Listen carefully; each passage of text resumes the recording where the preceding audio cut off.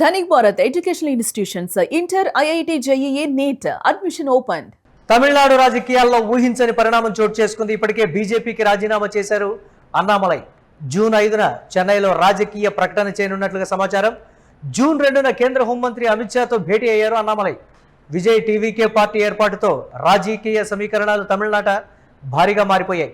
భారీ ప్రజా ఉద్యమాన్ని ప్రారంభించే యోచనలో అన్నామలై ఉన్నారు. ఎన్నికల ముందు బీజేపీ అధ్యక్ష పదవి నుండి అన్నామలైను అధిష్టానం తొలగించింది. విజయ్ రూట్లో అన్నామలై పైన అంటూ కూడా జోరుగా ప్రచారం జరగబోతోంది.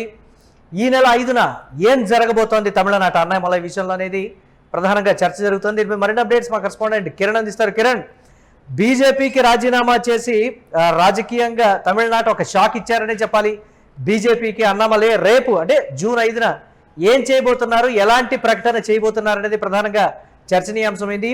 సోలోగా విజయ్ రూట్లో పెడతారా, లేకపోతే తనకంటూ ఒక సపరేట్గా కార్యకర్తలు కావచ్చు, లేకపోతే ఒక ఫ్యాన్ బేస్ని ఏర్పాటు చేసుకుంటారా అనేది ప్రధానంగా చూడాల్సినటువంటి పరిణామం. ఏం చేయబోతున్నారు అనేది ప్రధానంగా చర్చ. అప్డేట్స్ ఏంటి? మళ్ళీ తమిళనాడు రాజకీయాల్లో కీలక ప్రకటన రాబోతుందనే సమాచారం వినిపిస్తుంది. రేపు అన్నామలై తన రాజకీయ భవిష్యత్తుపై ఒక రాజకీయ ప్రకటన వెలువడించే అవకాశాలున్నాయి. చెన్నైలో ఆయన ఒక ప్రకటన చేయబోతున్నారనే ఊహాగానాలకు కూడా బలం చేకూరింది. అన్నామలై బీజేపీకి ఇప్పటికే రాజీనామా చేశారు. నితిన్ నబికి 5 పేజీలు లేఖ ఇచ్చారు. తర్వాత సంస్థాగత వ్యవహారాల కార్యదర్శి బిఎల్ సంతోష్ తో భేటీ అయ్యారు. బిఎల్ సంతోష్ తో మాట్లాడిన తర్వాత ఆయన నేరుగా హోంమంత్రి అమిత్ షాతో దాదాపు అరగంట సేపు భేటీ అయ్యారు. భేటీలో ప్రధానమైన అంశాలన్నీ అమిత్ షాకు వివరించారు. లేఖలో ఉన్న అంశాలను క్షుణ్ణంగా 5 పేజీల లేఖలో ఉన్న అంశాలను క్షుణ్ణంగా పరిశీలించారు. అయితే ఇక్కడ ప్రధానంగా విజయ్ ఎన్నికల్లో ఒంటరి పోరాటం చేసి గెలిచారు. విజయ్ గెలిచిన తర్వాత అన్నామలై కూడా ఆ కోవలోనే పయనిస్తారనే ప్రచారం జరుగుతుంది. ఏదైతే 2026 ఎన్నికల్లో ఏ పార్టీకి మెజార్టీ రాదంటూ మొట్టమొదటిసారిగా ఊహించిన వ్యక్తి అన్నామలై. దాదాపు 500 రోజులు ముందు బీజేపీ అభ్యర్థులు ప్రకటించి క్షేత్రస్థాయిలో ప్రచార కార్యక్రమాలు మొదలు పెడితే తమిళనాడులో బీజేపీ ఖచ్చితంగా గెలుస్తుంది, బీజేపీకి అధికారం వస్తుందంటూ బీజేపీ అధిష్టానం దగ్గర విన్నవించినప్పటికీ బీజేపీ అధిష్టానం చేకెక్కించుకోలేదు. అన్నాడీఎంకేతో పొత్తుకెళ్ళింది. అన్నాడీఎంకే మునగడంతో పాటు బీజేపీ కూడా మునిగింది.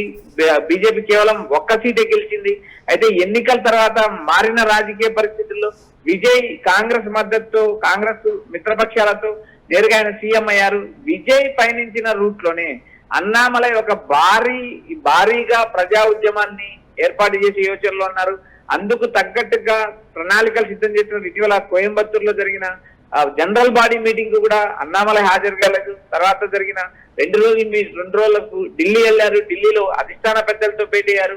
తన రాజీనామా గల కారణాలు సుదీర్ఘంగా వివరించారు. అయితే ఇప్పటికీ మోడీ అపాయింట్మెంట్ గాని, మోడీ పిలిచి మాట్లాడిన నేపథ్యం లేదు. అమిత్ షాతో భేటీ, అమిత్ షాతో జరిగిన చర్చల పైన కూడా ఆయన ఓ క్లారిటీ ఇవ్వలేదు. 2 రోజుల్లో మీడియా సమావేశం పెట్టి అన్ని విషయాలు కూలంకుషంగా చెప్తానంటూ అన్నామలై ప్రకటించడం కూడా జరిగింది. అయితే బీజేపీతో సామరస్యంగానే మాట్లాడుతూ పార్టీ నుంచి బయటికి రావడానికి అన్నామలై ప్రయత్నాలు చేస్తున్నారనే సమాచారం అనిపిస్తుంది. గతంలో ఐఏఎస్ పదవికి రాజీనామా చేసి నేరుగా మోడీ, అమిత్ షా విధానాలు నచ్చి రాజకీయాల్లోకి వచ్చారు. అయితే ఎక్కువ కాలం బీజేపీలో మనుగడ సాధించలేకపోయారు. అయితే సుదీర్ఘ కాలం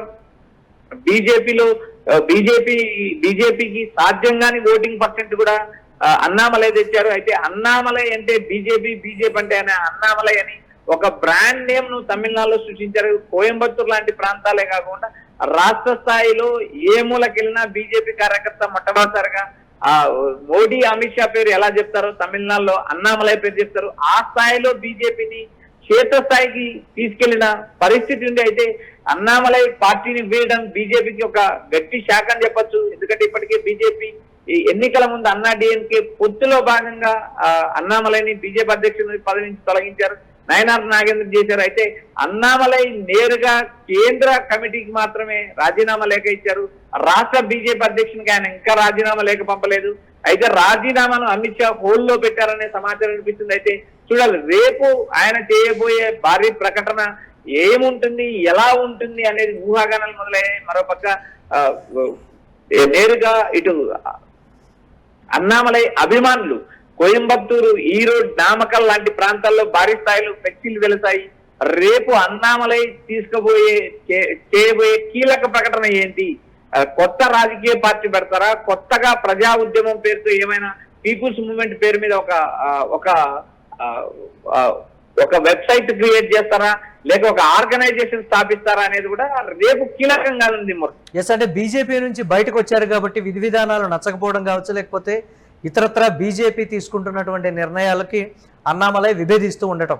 ఒకవేళ పార్టీ కానీ ప్రకటిస్తే భారతీయ జనతా పార్టీకి తమిళనాడులో షాక్ ఇచ్చే రీతిలోనే అన్నామలై డెసిషన్ కానీ లేకపోతే విధి విధానాలు కానీ ఉండబోతున్నాయని మరొక ప్రచారం కూడా జరుగుతుంది కదా కిరణ్, దాన్ని ఎలా చూడొచ్చు అంటారు మనం? మురళి, అన్నామలై బీజేపీని వీడాలని గత కొన్ని నెలలుగా ఆయన ప్రణాళిక సిద్ధం చేసుకున్నారనే వార్తలు మనకు గతంలో వచ్చాయి. అయితే తమిళ నటుడు టీవీకే విజయ్ ఎన్నికల్లో గెలిచిన తర్వాత అన్నామలై వ్యూహం పూర్తిగా మారిపోయిందని సన్నిహిత వర్గాలు కూడా చెప్తున్నాయి. అంటే మొదట అన్నామలై ఒక భారీ పీపుల్స్ మూవ్మెంట్, ఒక భారీ ప్రజా ఉద్యమాన్ని ప్రారంభించే యోచనలు ఉన్నారు. దాన్ని ఒక రాజకీయ పార్టీగా ఎస్టాబ్లిష్ చేసే అవకాశాలు కూడా. అంటే కొత్త పార్టీ పైన అన్నామలై స్పందించారు. ఢిల్లీ వెళ్లే ముందు కూడా దయచేసి వేచి చూడండి, మరో 2 రోజుల తర్వాత కూర్చొని మాట్లాడదామంటూ విలేకరుల దగ్గర ఆయన మాట్లాడిన నేపథ్యం కూడా మనం చూసాం. అంటే బీజేపీలో ఉన్న అంతర్గత విభేదాలు, ఏఐడిఎంకే పొత్తు కోసం నేరుగా బీజేపీని పనంగా పెట్టారని అన్నామలై ఒక రకమైన భావోద్వేగ లేఖ బీజేపీ అధిష్టానానికి రాశారు. విభేదాలు కూడా తీవ్ర స్థాయిలో ఉన్నాయి. 27 స్థానాల్లో పోటీ చేస్తే కేవలం 1 స్థానం గెలవడం కూడా తమిళనాడు బీజేపీలో ఏం జరుగుతుంది అనే ఒక చర్చ కూడా ప్రారంభమైంది. ఇలాంటి పరిస్థితుల్లో నేరుగా ఎన్నికల తర్వాత అన్నామలై ఒక కీలక నిర్ణయం తీసుకున్నారు. ఆ నిర్ణయం ప్రకారం బీజేపీ అధిష్టానంతో సావధానంగానే ఆయన బీజేపీ నుంచి బయటికి రావడానికి కూడా ప్రయత్నాలు చేస్తున్నారనే సమాచారం. రేపు చెన్నైలో ఒక భారీ ప్రకటన రిలీజ్ చేయబోతున్నారనే ఒక ప్రచారం ఊపందుకుంది. అది పీపుల్స్ మూవ్మెంట్ ఒక ఉద్యమం లాగా ప్రారంభించి తర్వాత దాన్ని రాజకీయ పార్టీగా ఎస్టాబ్లిష్ చేస్తారా, లేక రాజకీయ పార్టీనే ప్రకటిస్తారా అనే కోణంలో కూడా ఒక చర్చ నడుస్తుంది. అయితే ఏఐఏడీఎంకేతో సంబంధాలు గతంలోనే దెబ్బతిన్నాయి.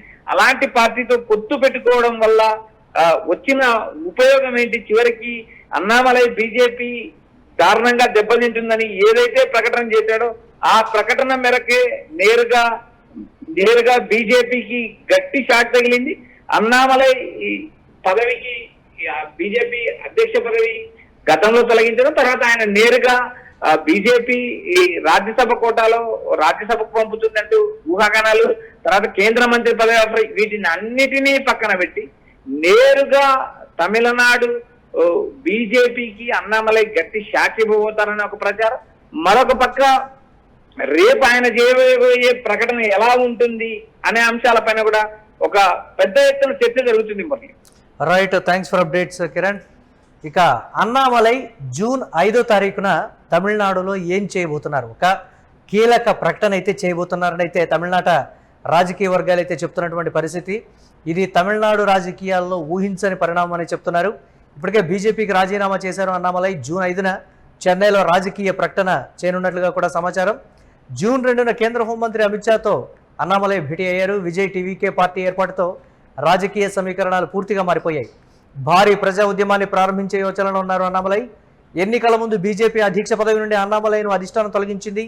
విజయ్ రూట్లో అన్నామలై పైన అంటూ కూడా జోరుగా ప్రచారం జరుగుతోంది.